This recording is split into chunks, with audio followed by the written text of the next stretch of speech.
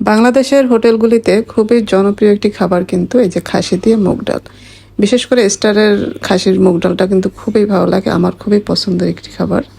Hello everyone, আসসালামু আলাইকুম। সাবিয়াস রেসিপিতে আপনাদের স্বাগত। আজকে আমি খাসির দিয়ে মুগ ডাল রান্না করে দেখাবো একদম সহজভাবে, আর এটা খেতে একদম হোটেলের মতোই হবে। চলুন তাহলে রেসিপিটি দেখে নিই। আজকের রেসিপির জন্য এখানে আমি খাসির মাংস নিয়েছি 1 কেজি। এখানে হাড়, তেল, চর্বি সহ নিয়েছি, নিয়ে খুব ভালোভাবে ধুয়ে নিয়েছি আর রেগুলার কাট করে কিন্তু কেটে নিয়েছি। এখন আমি চুলায় চলে আসলাম। চুলায় আমি একটি হাঁড়ি বসিয়েছি। এরপর এখানে আমি 400 গ্রামের মতো মুগ ডাল দিয়ে দিয়েছি। মুগ ডালটা রান্নার আগে অবশ্যই ভেজে নিতে হবে। এখন আমি ডালটা একটু ভেজে নিব।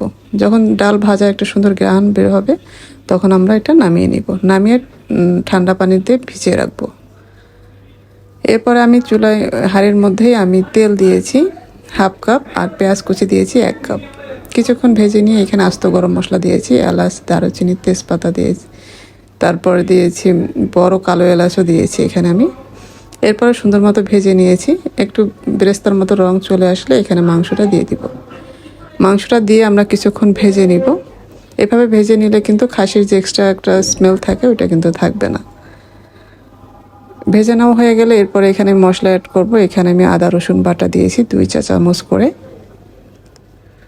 মশলাটা একটু মাংসের সাথে ভেজে নিব। এরপরে আমি এখানে গুঁড়া মশলা অ্যাড করব। এখানে আমি নিয়েছি জিরার গুঁড়া, ধনিয়ার গুঁড়া, গরম মশলার গুঁড়া, হলুদ, মরিচের গুঁড়া। মরিচের গুঁড়াটা আমি নিয়েছি 2 টেবিল চামচের মতো, আর সব মশলাই কিন্তু আমি 1 চা চামচ দিয়েছি। এরপর সামান্য পানি দিয়ে একটু কষিয়ে নেব। এবার আমি স্বাদ মতো লবণ দিয়ে দিব। লবণ দিয়ে আমরা এটা ভালোভাবে আবার কষিয়ে নিব।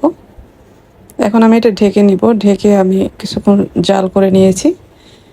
মশলাটার সাথে মাংসটা খুব ভালোভাবে কষানো হয়ে গেছে। এখন আমি কিছুটা গরম পানি দিব মাংসটা সেদ্ধ হওয়ার জন্য।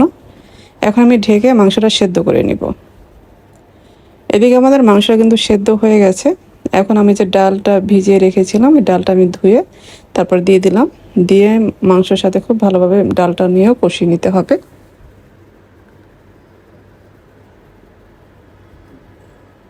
এই তো আমাদের ডালটাও খুব ভালোভাবে কষানো হয়ে গেছে। এখন আমি এখানে পরিমাণ মতো পানি দিয়ে দিব। এই ডালটা একটু মাখা মাখা থাকলে বেশি ভালো লাগে, একদম শুকিয়ে ফেলা যাবে না। এখানে আমি পরিমাণ মতো পানি দিয়ে দিয়েছি। এখন আমি ঢেকে রান্না করে নেব। এদিকে আমাদের ডালটা কিন্তু সেদ্ধ হয়ে গেছে। আমি কিছু কাঁচামরিচ ফালি দিয়ে দিলাম। এখন আমি এই পর্যায়ে একটা বাগার দিয়ে নিব। এখানে আমি পেঁয়াজ, রসুন আর শুকনো মরিচ দিয়ে বাগারটা দিয়ে নিব।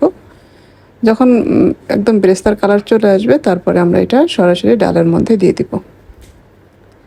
এটা ডালের মধ্যে দিয়ে একটু নেড়ে দিব। এখন আমরা এটা ঢেকে দমে রেখে দিব 10 মিনিটের মতো। 10 মিনিট পরে ফিরে আসব। আমাদের খাসির ডাল গোস কিন্তু একদমই রেডি। এই তো আমার তৈরি হয়ে গেল খুবই মজার খাসি দিয়ে মুগ ডাল রান্না। আশা করছি আজকের রেসিপি আপনাদের ভালো লেগেছে। ভালো লাগলে লাইক, কমেন্ট এবং শেয়ার করে দিবেন। যারা আমার রেসিপিগুলি ফেসবুক থেকে দেখেন পেজটি ফলো করার অনুরোধ রইল, আর যারা ইউটিউব থেকে দেখেন চ্যানেলটি সাবস্ক্রাইব করার অনুরোধ রইল। সবাই ভালো থাকবেন। পরবর্তী রেসিপি দেখার আমন্ত্রণ রইল। আজকে এ পর্যন্তই। আল্লাহ হাফেজ।